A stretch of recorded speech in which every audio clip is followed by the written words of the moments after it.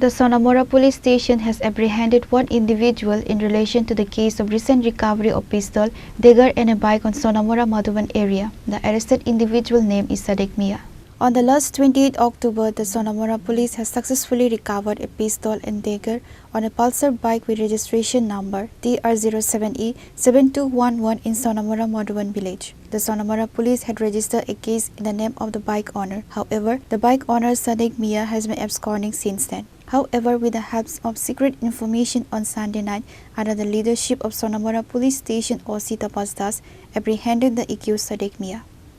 আজ আমরা একজন যিনি মানে অস্ত্রের কারবারের সঙ্গে যুক্ত একজন সাদেক মিয়া, ওনার বয়স আনুমানিক 38 এবং ওনার বাবার নাম অজিত মিয়া, বাড়ি শিবনগর তকসাপাড়া মেলাঘর থানা অন্তর্গত।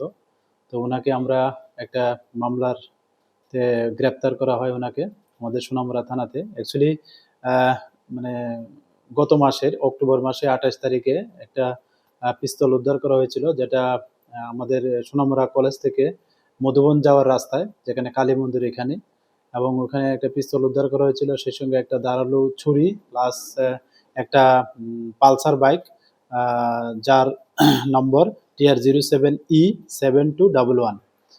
তো ওই দিন রাত্রেই আমরা মানে ভোর রাতেই আমরা ওনার এগেনস্টে একটা মামলা নিয়েছি আমাদের সোনামুড়া থানাতে, এবং ওই সময় থেকে মানে উনি পলাতক ছিলেন। আমরা অনেক দফায় ওনার বাড়িতেও মানে রেড করা হয়েছিল, কিন্তু উনি পলাতক ছিলেন। আজ রাতে আমরা ওনাকে গ্রেপ্তার করেছি।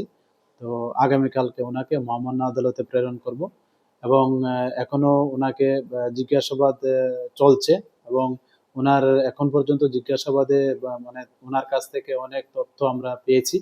তো এই তথ্যগুলি আমরা সত্যতা যাচাই করে আমরা অবশ্যই যারা এই মানে ক্রাইমের পিছনে যুক্ত আছে আমরা অবশ্যই তাদের আইনের আওতায় আনব। Police have presented the arrested accused before the court on Monday with police remand. Now police are interrogating the accused to find out from where and how did he get the pistol and for what purpose. Pure report, Chini Khorang.